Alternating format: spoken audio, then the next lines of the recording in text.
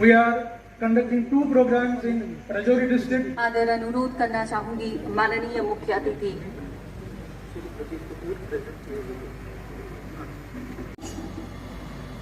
एक ऐसा समारोह आज शुरू हुआ है, एक ऐसे समारोह का उद्घाटन किया है हमारे एलजी साहब ने, जिसकी हम कभी कल्पना भी नहीं कर सकते थे। मेरी आयु भी 60 वर्ष हो चुकी है। 5 महीने पहले मैं डिप्टी डायरेक्टर हेल्थ रिटायर हुआ, पर कभी आज तक हमने देखा नहीं कि कभी सरकार का कोई भी डिपार्टमेंट हमारे पास हमारी सुध लेने आया।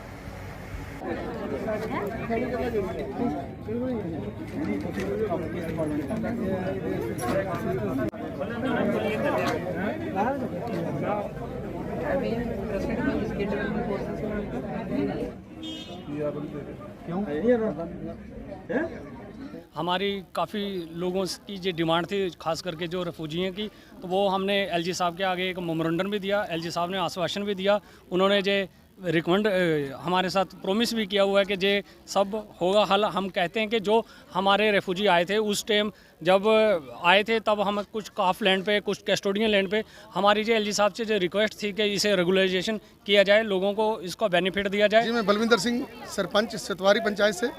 मैं खासकर एलजी साहब का आभार व्यक्त करता हूं कि आज पहली बार 75 साल में पहली बार पीओ जेके की जो रेफ्यूजी कैंप बस्ती है, जो भोर कैंप, यहाँ पर पहली बार कोई एलजी लेवल का कोई व्यक्ति आके इनका दुख यहाँ पे सुना। जो 75 साल से लोग यहाँ पे रह रहे थे, ये सारी कॉलोनी जो है कैंप के बेस पे थी, यहाँ पे कोई भी ज़मीन किसी के नाम नहीं थी। तो आज बड़ी खुशी का माहौल है कि आज एलजी साहब ने अनाउंसमेंट कर दिया है कि इन लोगों को रेगुलराइज किया जाएगा, इन बस्तियों को। मैं रिफ्यूजी समाज को सबसे पहले बधाई देता हूं कि आज एलजी साहब के बहुत बड़ा इनिशिएटिव लेकर 70 साल में पहली बार कोई हमारे कैंपों में आया है। वो एलजी मनोज सिन्हा ने आज बड़ी अच्छी घोषणाएं की हैं। इससे हमारे समाज में जो हमारे युवाओं को परेशानी आती थी दफ्तर में, क्योंकि हम हर एक दफ्तर में जाते हैं और देखते हैं कि जब हमारे बच्चे को कोई लोन की स्कीम होती है, जो हाउसिंग लोन होता है, तो जो रिकॉग्नाइज बस्तियां हमारी जितने भी कैंप थे नहीं हुई थी, तो आज उन्होंने ऑर्डर दिया है। तो मैं समझता हूं सबसे बड़ी बात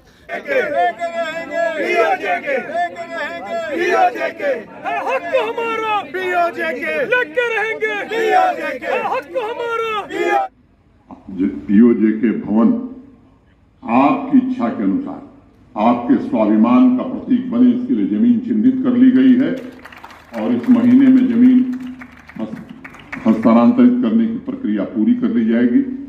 डिविजनल कमिश्नर रमेश कुमार जी सिद्धा जी से मैं अपेक्षा रखता हूं कि आपसे चर्चा करके वहां क्या क्या सुविधाएं होनी चाहिए उसको अंतिम प्रारूप दीजिए। जितनी लागत होगी उतना धन उपलब्ध करा के उस भवन को बनाया जाएगा। दूसरी बात ये भी मुझे मालूम है कि आप जिन कॉलोनीज में रहते हैं उनका रेगुलराइजेशन नहीं हुआ है, उसे भी अति शीघ्र रेगुलर कर दिया जाएगा। ये काम भी आने वाले दिनों में हम करना चाहते हैं। और ये बात मैं दोहराना चाहता हूं कि पीओजेके ये भारत का अभिन्न अंग है और हमेशा रहेगा। दुनिया की कोई ताकत उससे हमसे अलग नहीं कर सकती। मुझे कोई संदेह नहीं कि एक दिन हमारी मिट्टी के सभी अविभाज्य अंग भारत का मजबूत हिस्सा बनेंगे और अखंड भारत के संकल्प को साकार करने का सपना जो हमारे पूर्वजों ने देखा था वो निश्चित रूप से पूरा होगा।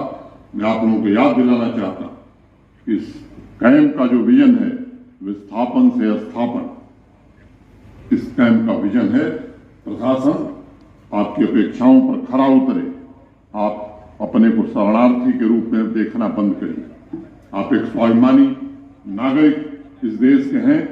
इस दृष्टि से आपको आगे आने की जरूरत है और अखंड भारत के नागरिक स्वाभिमानी ही रहें। आप सभी परिवार भारत माता की संतान हैं, युवा हों, हमारी बहनें हों, सभी मिलकर जम्मू कश्मीर और भारत के भविष्य को संवारने में अपना योगदान दीजिए। इस महायज्ञ में आपकी आहुति का आह्वान करने हम आए हैं और हमारा प्रशासन ये सुनिश्चित करेगा योजनाओं और आपकी उम्मीदों के बीच का फैसला जल्द से जल्द समाप्त हो जाए। इस नए जम्मू कश्मीर में आपको भी किसी से कम लाभ न मिले, ये हम जरूर सुनिश्चित करेंगे। एक बार पुनः आप सभी से इस गवर्नेंस कैंप में बढ़ चढ़ कर हिस्सा लेने की मैं अपील करता हूं। जल्द दोबारा आपसे भेंट होगी। एक बार में सब कुछ हो जाएगा ऐसा मैं भरोसा नहीं देता हूं। ये सतत चलने वाली प्रक्रिया है। कुछ बातें जो मेरे ध्यान में थी मैंने कही हैं। कैंप के बाद फिर हम सब मिलेंगे, चर्चा करेंगे। और इतना मैं जरूर कह सकता हूं कि आपकी उम्मीदों, आपके सपनों को पूरा करने की जिम्मेदारी पूरी शिद्दत से हमारा प्रशासन उठाएगा और आत्मनिर्भर जम्मू कश्मीर, आत्मनिर्भर भारत के निर्माण में आपका योगदान किसी से भी आगे रहे, ये स्थिति हम देखना